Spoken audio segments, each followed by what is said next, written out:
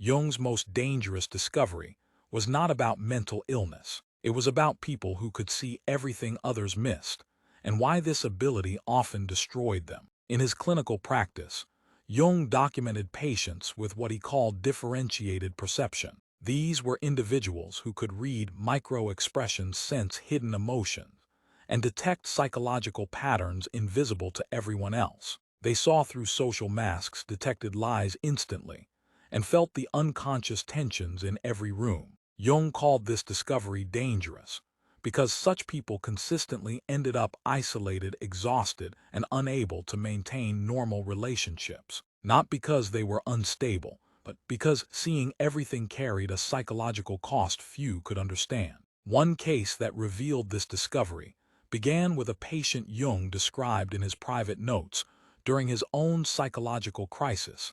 After his break with Freud in 1913, she represented what Jung would later call the rarest personality type, possessing undifferentiated intuitive perception. She could walk into any room and immediately sense the atmosphere. She knew who was lying, who was in pain, and who harbored resentment. Jung observed that she had an extraordinary capacity for perceiving unconscious contents in others, yet this ability caused her distress rather than advantage. She could not enjoy small talk because she saw through every facade. She struggled to maintain friendships because people felt exposed around her. She could not hold stable employment because her presence disrupted the unconscious agreements that keep groups functioning. Jung realized he was not treating an illness, but observing what happens when the unconscious becomes too conscious. When perception becomes too differentiated for ordinary social survival, the gift turns into a burden. His patient described others with startling accuracy,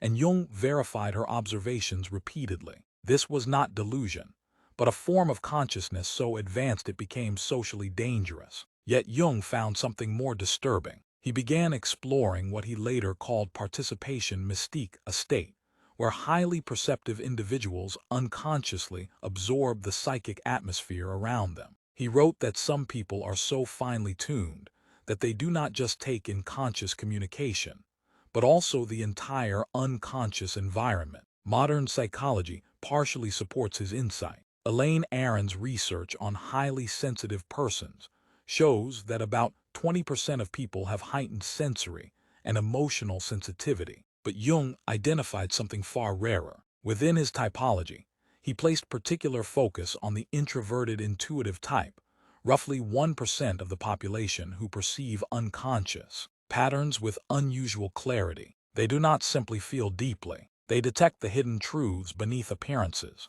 They notice the depression behind a smile, the desperation beneath confidence, the shadow that groups agree to ignore. Jung warned that the danger lay not in the perception itself, but in the isolation it created. When one sees clearly what others cannot, or will not, one becomes a mirror society cannot bear to face. This strength becomes what Jung called the problem of the superior function. It becomes a burden because it separates the individual from collective participation. Jung also documented how these people often become targets of shadow projection. Others unconsciously attack them for reflecting truth they refuse to face. He wrote that nothing influences people more than the unlived life of the parent, but he extended this principle to all relationships. When someone's hidden side is reflected back, the unconscious either integrates the shadow or attacks the mirror. Highly perceptive people, therefore, often become scapegoats. They are blamed not for causing problems,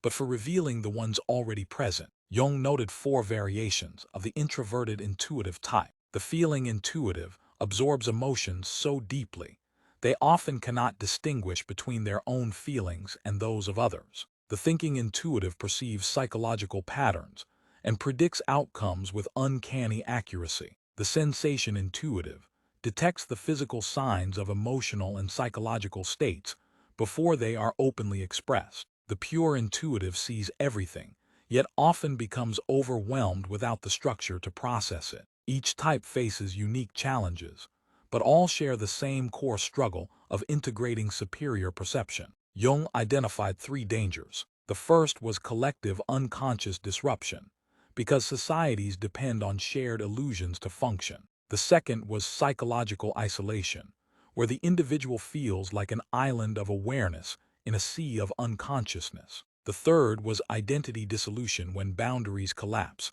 and the person loses contact with their own authentic self. This is why Jung stressed the individuation process as essential. He taught perceptive individuals to recognize what belongs to them and what they unconsciously absorb from others. He urged shadow integration, reminding them that qualities they notice in others exist within themselves too. Finally, he emphasized conscious participation, the ability to hold others' unconscious material without being overwhelmed by it. Jung compared two figures to illustrate integration and collapse. Nietzsche possessed extraordinary perception, but never integrated it. His insight became a weapon, and his isolation deepened until he broke down. Meister Eckhart, in contrast, transformed his mystical perception into wisdom shared with humility and compassion. Jung himself also faced near collapse during his confrontation with the unconscious, but saved himself by integrating what he saw.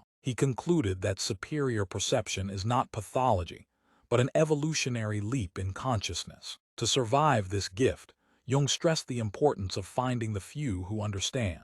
Relationships with fellow individuated persons, with those engaged in inner work, and with natural containers who can hold psychic weight without being overwhelmed, were essential. He urged careful revelation, beginning with small insights and offering them gently rather than as pronouncements. Jung believed that this ability either destroys or transforms. If unintegrated, it isolates, exhausts, and annihilates. If integrated, it becomes a bridge between consciousness and unconsciousness, not only for the individual, but for all of society.